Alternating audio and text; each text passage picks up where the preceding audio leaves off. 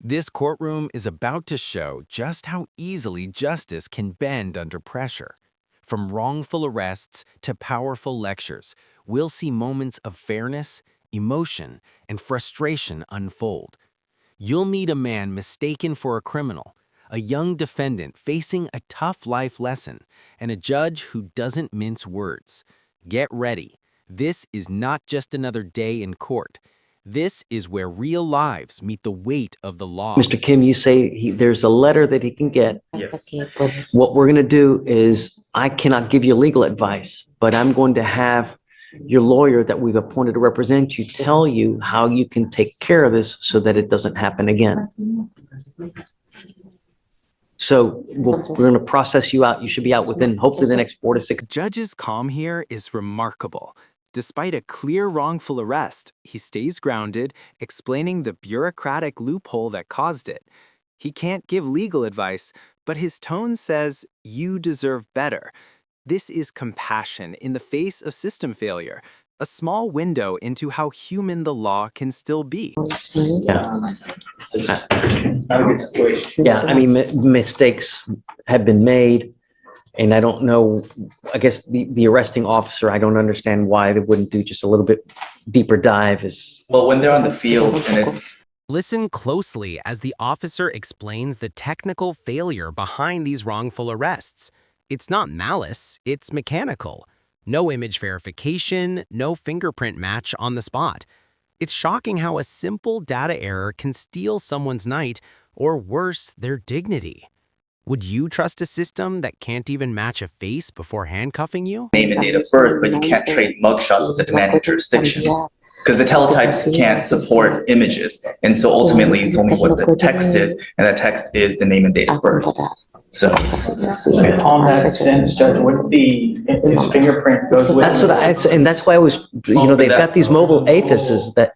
the mobile thing where they could just test him and see if it's his prints or not? sure, but the majority of warrants, the way they're sent by teletype, again, a thumbprint can't be imaged in a teletype. I got you. So even if, so yes, there is a thumbprint, but there's no way to. The thumbprint should be able to verify who this person is, whether they have the correct date of birth.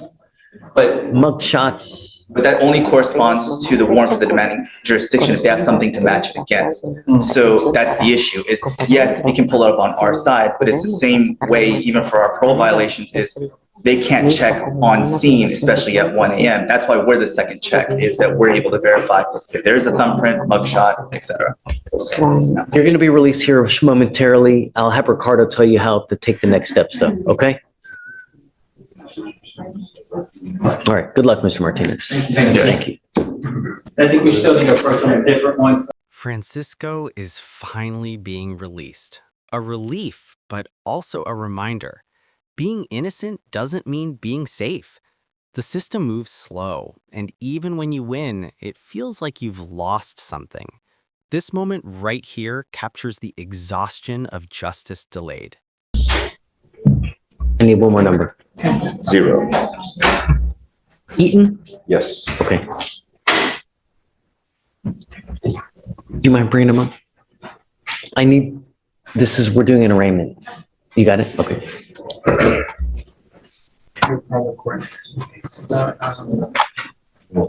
Good morning, Mr. Eaton. Sir, you were charged with unlawful carrying of a weapon. You're facing up to a year in jail and or a $4,000 fine. We are going to do probable cause. You have the right to remain silent. Anything you say can or will be used against you. You have the right to have an attorney present if you cannot afford one. Now, the courtroom pivots. Meet Chase Eaton.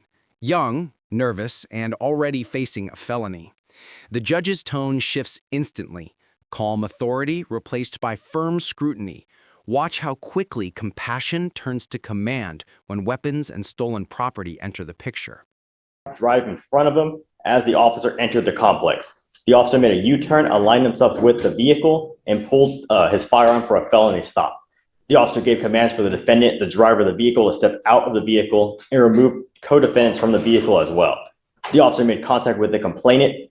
The first complainant stated he parked his motor vehicle in the complex around 8 p.m. with the tires and windows intact, got called by the officer around 2 a.m. and noticed his front right window damaged and all 4 tires damaged. The officer made contact with a second complainant who stated she was asleep when the officer contacted her via her cell phone. She walked to her vehicle and said the tires were worth $1,000. The officer located a black Glock in the back left floorboard of the defendant's vehicle in plain view without a holster, which came back stolen once the serial number was run. The defendant's vehicle was inventoried, and the officer located 2 of the second complainant's tires in the back left passenger seat.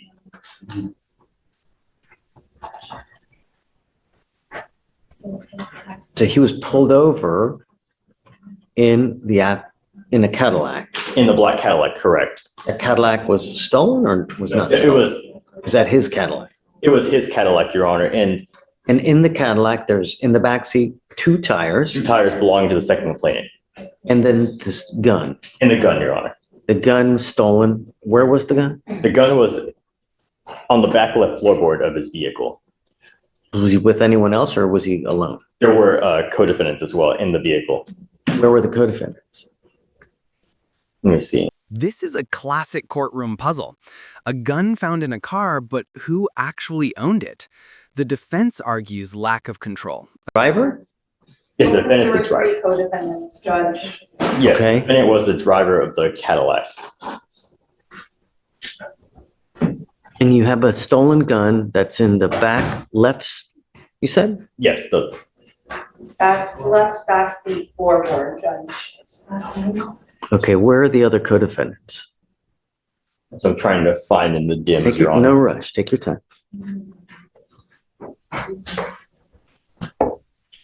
One passenger, 1 passenger in the back seat. The offense report reports that my client was asked to exit first. He exited backwards as procedure, and the other 2 co-defendants remained in the vehicle. And so I saw no objective, any kind of furtive movements, any articulation of facts that would link the gun to my client other than Well, that's what as we, I mean, Right. are you, Well, it was in his car, which was under his control, and he's engaged in obviously other criminal activity, Judge. I think that's what. sure, but is there a co-defendant that's sitting in right there in the left rear seat? For the left rear seat were 2 tires, is what it seems like. Oh, I forgot about the tires. Yeah. So there's a right back passenger and a Right front passenger. Yes. Yes. it would And the make gun sense. is found under the seat of the driver. Yes. It would make sense that the backseat passenger wouldn't put the gun, see if he would put the gun where the tires are. You wouldn't expect to see a driver somehow reach all the way to a passenger side. of No, the but I mean, vehicle. sometimes you've got it under your seat and then when you're moving, then the gun slides in the back. That's why I was curious as to whether there was someone sitting in the back left, but you've got tires in the back left. Okay. Slide all the way to the, Notice how the judge balances empathy and discipline. He recognizes the defendant's youth, just 19, yet reminds him life is hard, especially for young Black men. It's part warning, part mentorship. This isn't just law. It's life coaching in real time. I think now that there's enough probable cause to go forward, Mr. Eaton, I am going to find there is probable cause, and I'm going to order you as a condition of your bond not to have contact with the co-defendants in this case. Do you understand? Yes, Your Honor. How old are you? 19. You're 19 years old. It's not a good start, Mr. Eaton. You know, life is very, very difficult. Being a young Black man in today's society is just even more difficult. And when you tack on all this stuff, does this help or does this hurt? I don't want you smoking any dope. I don't want you using any alcohol. If you don't have a license, do not drive. Do you understand? Yes, Your Honor. The other 2, I'm assuming were arrested as well or no?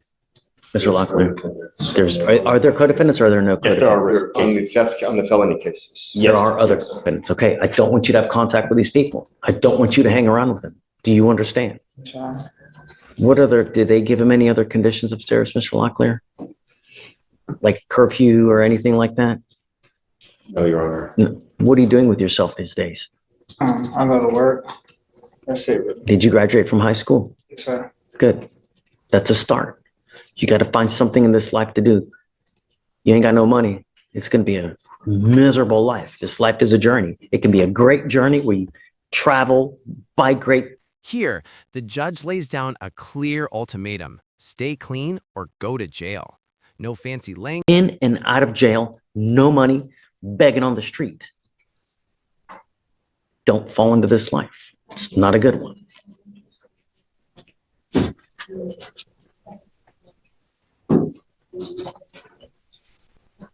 I'm not going to put a monitor on him. I'm not going to put you on any kind of curfew now, but I'm going to tell you now, Mr. Eaton, I'm going to test you within the next 2 months. If you test positive for marijuana, you test positive for alcohol or dope, I'm going to lock you up. And I'm going to tell you now, no more PR bonds. I'm going to keep my streets safe at all costs.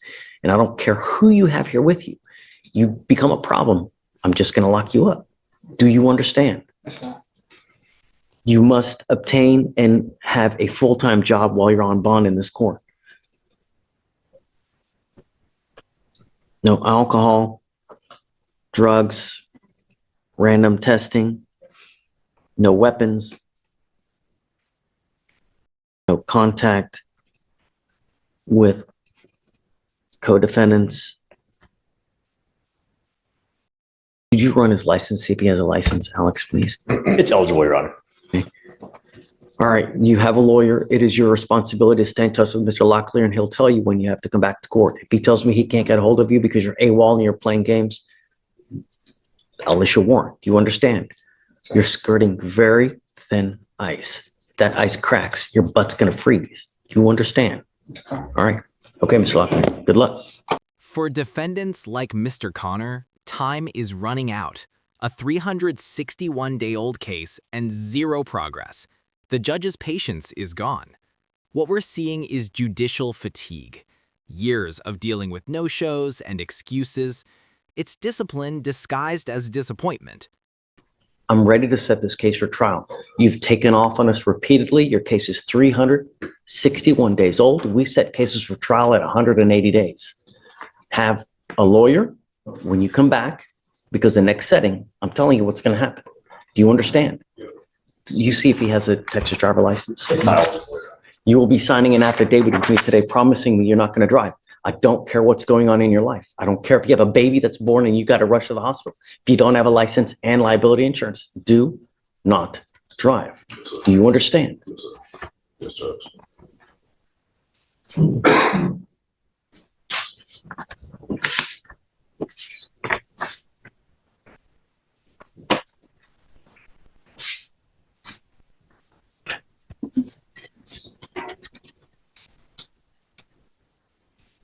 So Felicia, normal bond conditions, please. And then Vic, 2 weeks. And next plea is trial or plea. Next setting. Come on.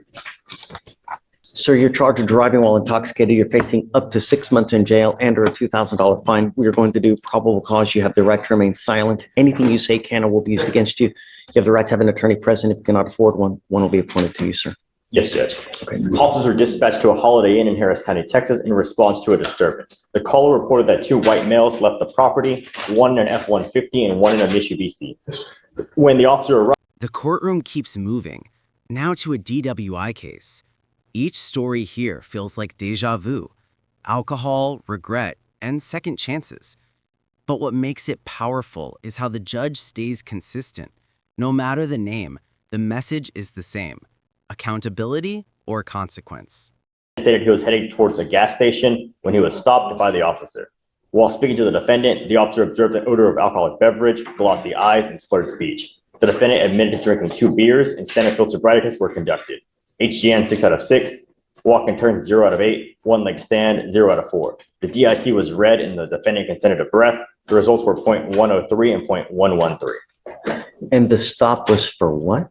They had a call about a disturbance, and the vehicle he was in matched the description given by the caller about individuals involved in that disturbance, and they pulled the vehicle over to inquire about that disturbance. How do we know it has anything to do with him? They Just a provided, vehicle. What's going on? What's the disturbance?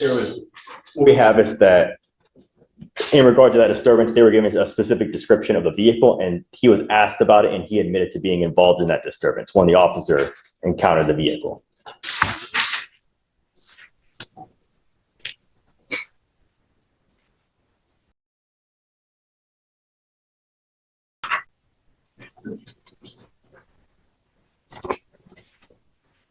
I'm going to find probable cause for now, Mr. Curtis. I'm ordering you as a condition of your bond not to consume alcohol, illegal drugs, or unprescribed controlled medication.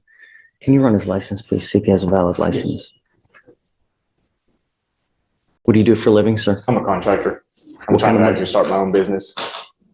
Do you have an income right now? Yes, sir. What kind of income do you make a month? It just really depends. Right now, work's slow, so I've been raking leaves, trying to get anything I can to make the bills. I have 3 kids, my own house, and I'm a pregnant wife, so I'm trying to just provide. I'm going to apply for an appointed lawyer. Yes, sir. Okay. I'm giving an application. I'm going to give you an application. I'm going to have you talk to someone today. I'm going to have you sign a reset with Victoria. He's eligible, Your Honor. Don't drive unless you have insurance as well, car insurance. I'm making it a condition of your bond. Don't consume alcohol. Don't consume illegal drugs, and then you'll be fine with us. Yes, sir. Don't be a danger to my public. All right, come on. Ms. DeLeon, you were charged with failure to stop and give information. Yes. Don't say anything. All I'm telling you is what you're charged with. We have to do probable cause. I want to know what happened with the case to see whether we go forward or not. Notice the human side emerging again. The defendant is a father of 3, struggling financially, but still showing up. The judge acknowledges it, a small recognition of real-life struggle. It's not leniency, it's understanding. And that nuance is everything. Her and struck her vehicle. The defendant initially stopped, but when the complainant approached her, the defendant drove away without providing information. The defendant could not drive far due to traffic and turned into a nearby parking lot. The complainant followed and honked her horn at the defendant, trying to get her to stop. The defendant refused and nearly hit another vehicle while trying to get away from the complainant. The officer observed multiple other places that the defendant could have stopped to exchange information before the location. The complainant approximated damages at $2,000. Okay. Ms. DeLeon, I'm going to find that there's probable cause to go forward with the case. Do you see if she has a valid Texas driver's license, please? It's eligible, Your Honor. Do not drive unless you have car insurance, ma'am. I'm making that a condition of your bond. Do you understand? I do have insurance. Okay. What do you do for a living, ma'am? I'm not working right now. Would you like a lawyer then? Yeah, of course. Okay. Let me see if I need you to fill out an application for me, and then I'll see whether you qualify. Assuming you do, we'll provide you a lawyer today. Okay, ma'am? Sorry. Mr. Glenn, you're charged with unlawful carrying of a weapon. You're facing up to a year in jail and or a $4,000 fine. We're going to do probable cause. You have the right to remain silent. Anything you say can or will be used against you. You have the right to have an attorney present. If you cannot afford one will be appointed to you. Yes, Judge. The officer was dispatched to a minor crash on metro tracks, and when the officer arrived, they observed the defendant stumbling, yelling at other officers, making unclear statements, and acting incoherently. The officers believe the defendant may have been intoxicated due to bloodshot, glassy eyes and slurred speech, and the defendant was initially detained for DWI investigation. This case shows how one bad night can spiral fast. Intoxication, confusion, a firearm in the car. The DWI wasn't filed, but the damage is done. The lesson? Sometimes escaping one charge doesn't mean escaping the consequences. The system remembers. So what happened with the DWI? Are they going to file it? DWI was not filed, Your Honor.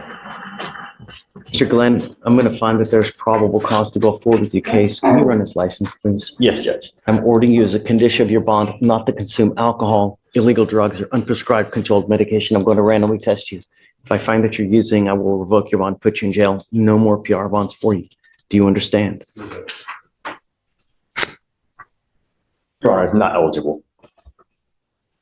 You will be signing an affidavit with me today promising me you're not going to drive. Mr. Glenn, I don't care what's going on in your life. I don't care if there's a burning building and you have to save 50 kids. If you don't have a license and car insurance, do not drive. Go to DPS, find out what you need to do, get your license, get it back, and I'll take this off. But until this point, if I find that you drive, it's really not going to go well for you. Do you understand?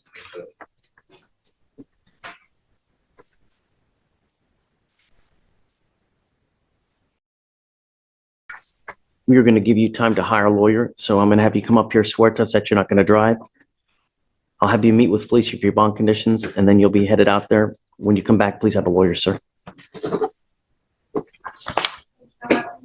Please. All right, come on. Morning. Sir, you were charged with terroristic threat. You're facing up to 6 months in jail and or a $2,000 fine. We're going to do. The terroristic threat case begins, and the tension shifts. Alcohol and anger mix like gasoline and fire. The judge's tone hardens. He's seen this pattern before. You can feel the weight in his voice when he says, "Don't drink." It's not advice, it's a command. Highly intoxicated, and the officer tried to ask the witness what happened, and the defendant continuously interrupted and would not allow the witness to speak to the officer. The officer then temporarily detained the defendant, and the witness stated that he and the defendant were eating dinner with the witness's friend, the complainant. The defendant began to get hostile towards the witness and the complainant during dinner, and the complainant decided to leave and go home. The complainant lives 2 streets over from the witness. After the complainant left, the defendant took the witness's keys to his vehicle and stated, "I'm going to find that bitch and teach that old bitch a lesson." The witness then called the complainant to tell her what the defendant said, and the complainant was afraid and then told her neighbor about the threat in case something happened. The defendant then called the witness 5 times in 3 minutes and texted her, "Outside your house, bitch." The complainant was in fear for her life due to the defendant's statements. So the initial threat is just like an open threat, not made to. It was actually, it was said to the witness, but then later he texted the complainant directly stating that he was outside her house.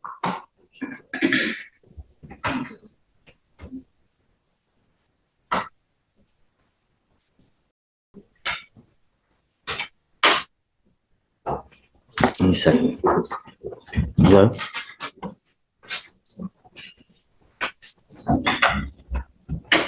Okay. Which one is it? Yeah. Just text. Yeah, text me the number. Wait, and then I'll do it. All right, thanks. All right, for now, Mr. Martinez, I'm going to find that there's probable cause to go forward with your case. You know, in line. Now, the focus turns to personal responsibility. The defendant's income questions aren't just about paperwork. They test honesty. The judge is probing character, not just finances. It's a subtle way of saying, if you lie here, the truth won't save you later. I'm going to put you in jail. Do you understand? No more PR bonds for you. I'm also ordering you as a condition of your bond not to have any contact with the complaining witness in this case and not to be in possession of any weapons. Do you understand your bond conditions? Yes, Your Honor.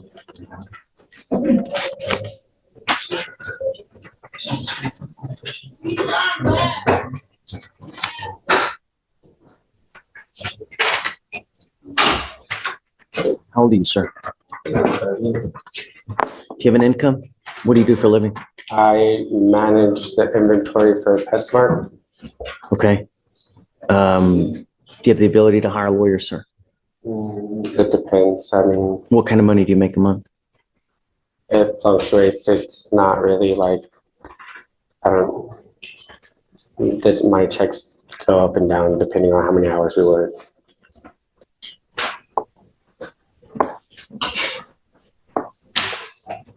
I need to know exactly how much you make if you want to apply for a court-appointed lawyer. So I can send you home with an application if you'd like. You can fill one out here, but I need to know exactly how much money you want to make. Otherwise, you'll be required to go hire a lawyer. So look, what do you want to try to apply for a lawyer, or do you want to go out and hire a lawyer? I could apply for one.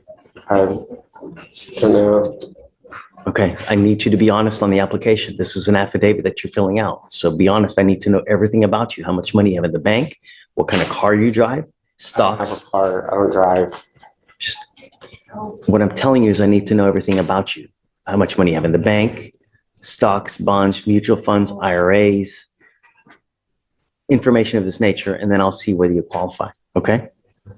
Stephen will give you an application. They'll have you sign a reset. You're going to meet with Felicia for your bond conditions, and then we'll take a look at the application. Please. All right, Judge, next is page 13. Moreland, come on up. Judge, are we on Moreland now?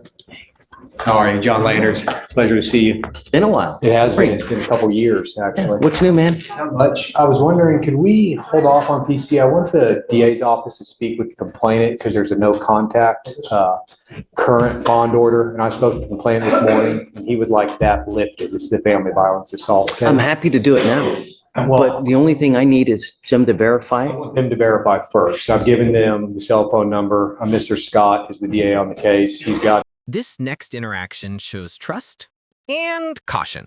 The judge knows defense attorneys often seek bond changes, but he demands verification first.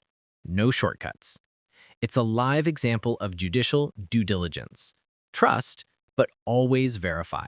Do before, but I don't. Professional, she's worried about, I don't YouTube per se, but I live stream like we do back, like I did back in the old days. Okay. So, No worries, Judge. okay, Thought I'd ask about that. I appreciate it. We'll hang tight then. okay, Thank you. sure. Driving while intoxicated, you're facing up to 6 months in jail and or a $2,000 fine. We are going to do probable cause. You have the right to remain silent. Anything you say can or will be used against you. You have the right to have an attorney present if you cannot afford one. One will be appointed to you, sir. Yes, Judge. Okay. On December 7th, 2024, officer conducted a traffic stop on the defendant's vehicle. After observing it failed to maintain a single lane, swerved between multiple lanes, and almost struck the officer's vehicle. The defendant was the driver and sole occupant of the motor vehicle, and upon contact with the defendant, the officer observed a strong odor of an alcoholic beverage, slurred speech, bloodshot red eyes. The defendant appeared confused, and the defendant had trouble standing up straight and was swaying while standing. Standard filter sobriety tests were performed. HGN 5 out of 6, walk and turn 6 out of 8, one leg stand 4 out of 4. The DIC was read, but the defendant refused, and a blood search warrant was drawn and executed. Ready to be honest? Okay, if you No, can, Your Honor. NCIC license. Eligible. Mr. Chaconis, I'm going to find that there's probable cause to go forward with the case. I'm ordering you as a condition of your bond not to consume alcohol, illegal drugs, or unprescribed controlled medication. I'm going to randomly test you. If I find that you're consuming alcohol or illegal drugs, into jail you will go. Tell me, are you in this country with permission or no? Excuse me? You were in ICE custody, correct? Correct. You bonded out of that ICE custody. Do you have a Texas driver license? Not anymore. This DWI defendant's story highlights immigration complications and the fragility of status. The judge balances legality with humanity, strict on driving laws, firm on responsibility. The message is clear: respect the law or lose your freedom, no matter who you are. You know, it's your responsibility to go to DPS and find out if it's still valid or not. If it's not, don't drive. Okay. Also, don't consume alcohol or illegal drugs. You've got a lawyer. Because you have a lawyer, I will waive your appearance, but you must stay in touch with counsel. If they come back, if they tell me they can't get a hold of you because you've flown the coop, I will issue a warrant for your arrest. If you pick up a new case, likewise, I'm going to issue a warrant for your arrest. Just be good. That's it. Do you have any questions? No, sir. Okay. I'll have you sign a receipt with Victoria. We'll have you get with Felicia for your bond conditions, and then you're free to go. Thank you, Your Honor. Thanks, guys. You are Jesse Joe Proctor. Mr. Proctor, you're charged with terroristic threat. It's a Class A misdemeanor. You're facing up to a year in jail and or a $4,000 fine. We are going to do probable cause. You have the right to remain silent. Anything you say can or will be used against you. You have the right to have an attorney present. If you cannot afford one, one will be appointed to you, sir. Okay. Yes, Judge. On November 7th, 2024, officers were dispatched to a burglary of a residence in progress. Upon arrival, the defendant was found standing in front of the complainant, the defendant's ex-girlfriend, and the defendant had been sending threatening text messages to the complainant stating someone was going to die tonight and that it would be the complainant and her mother. The defendant further stated he would be taking his gun to the complainant's house, and the officer observed the text messages and confirmed the defendant sent them. The defendant also advised the officers that he sent the messages to get the complainant's attention. The complainant stated the defendant had attempted to gain entry into her home, and the complainant stated she feared for her life and would like to pursue charges. I'm going to find that there's probable cause to go forward with your case. Now it's a condition of your bond not to have any contact with this person. Do you understand? I'm going to do everything in my power to protect my public. If I find that you're a danger to my public, I'm just going to put you in jail and I'm going to make your bond high. Do you understand? I don't care who you are. I don't care what color you are. I don't care if you're a small farm animal. You endanger my community. It's over. You're not to be in possession of weapons and not to go within 500 feet of where she lives or where she works. threatening messages, emotional breakdowns. This is where courtroom drama feels real. The judge's blunt statement, "I don't care who you are," strikes hard. It's equality in its rawest form. Justice doesn't care about excuses. It cares about impact. Because we reached out on the 15th of November, and at that time, the complainant stated she was fine with contact and that she did not believe the defendant would harm her. So she's fine with contact as of November 15th. We can reach out again if you would like us to. Please. Yes, Judge.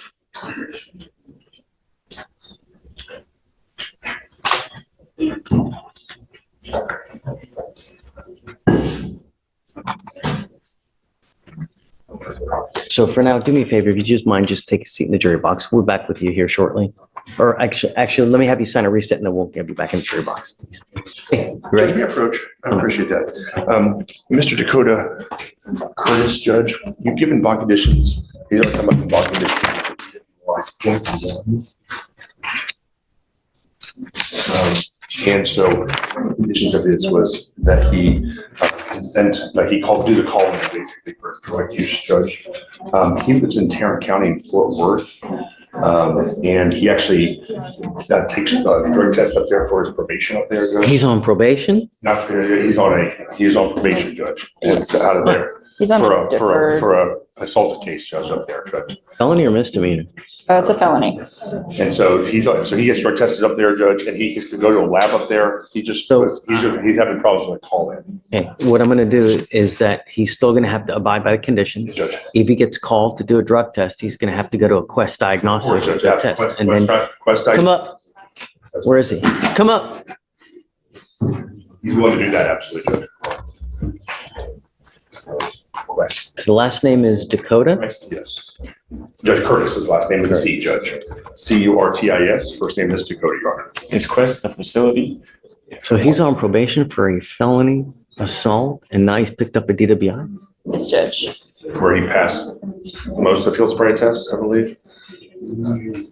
Mr. Curtis, I would be wary and I would be very careful because it's very possible that when they learn that you've picked up this DWI, they may very well revoke your bond. Or if you're on probation, issue a warrant and try to revoke your probation. And, if you're a third degree or higher, you're looking at a ton of time in prison. Don't use alcohol or dope. Do you understand? If I find that you're using, I don't care where you are, I don't care what you're doing, I'm going to just put you in. Do you understand? Sir. If you get called upon to test, you must go to Quest Diagnostics, get the report to Mr. Stryker and he'll get it to me. If you don't, I'm going to revoke your bond. Sir. You understand? Yes, sir. It is your responsibility to stay in touch with him and I'm not going to accept this. I got this and that. I don't care. I'm going to keep my street safe at all costs. And if that means throw you in there, I'll do it in a heartball. Yes, Your Honor. All right, go ahead, Thank you, take a Judge. seat. Appreciate that. What do we do with the person who continues to smoke, Anna? Well, Judge, And here's the takeaway. Through all the emotion, mistakes, and warnings, this courtroom proves that justice isn't just about laws, it's about lessons. Each case tells a story of accountability, redemption, or downfall. What did you think? Were the judges too harsh or perfectly fair? Drop your thoughts in the comments below. If you found this breakdown as gripping as we did, hit that like button, share this video, and subscribe for more jaw-dropping courtroom analyses. Justice is never simple, but together we can understand it better. On the 27th of December, where it goes back almost up to 2,000 as well, and then it started lowering, or it got really low on the 23rd, then the 27th it jumped up high again. He's still smoking. Yeah, essentially. well, Judge, if I may, Sure. the THC, it's sticky and it sticks to fat. And so it doesn't, it can lower in the urine, but because it's in the fat, when it gets released from the fat, it gets into the urine. So I don't, Are you saying that he's overweight? Is that what you're saying, Anna? no, I'm just, all people have fat, and as your body burns it, it doesn't burn consistently, and it's not stored in the fat consistently. You're killing me. You're killing me. I mean, homeboy's been smoking the whole time since November. We are now in January. He's still testing positive for marijuana. Okay, and do those numbers, is it THC or does it include the metabolites as well? That's a question I do not know.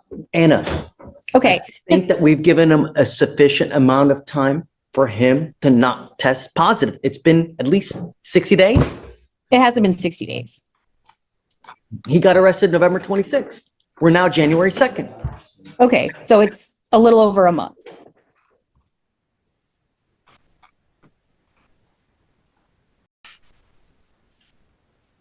Right, because 60 days from the 26th would be January 26th.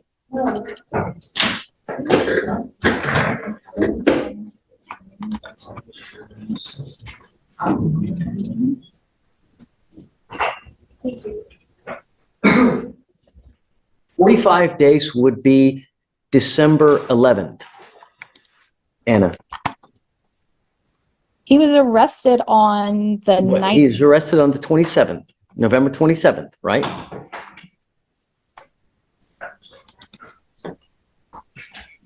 So 30 days would be So December. 30 days will be what, December 27th? Yeah, Hold on a second, let me see, when was the actual day? No, sorry, we gave him a GOB on 11/19. okay. So he comes to court his first time on the 26th. Okay. That's when we do the first day.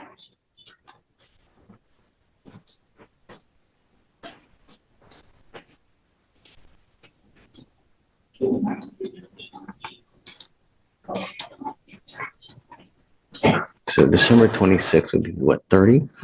Mm-hmm. 2, 3, 4, 5, 6, 37. So it's been 37. All right, I'll give you another week. You got a week. Okay, Okay, we'll All right. see you on Monday, Judge. I hope you're not using. I'm gonna give you as much time to give you the benefit of the doubt, Mr. Hunter. Don't use. You understand? Okay, man. Okay, thank you, Judge. We'll see you Monday. All right. May I be excused? See ya.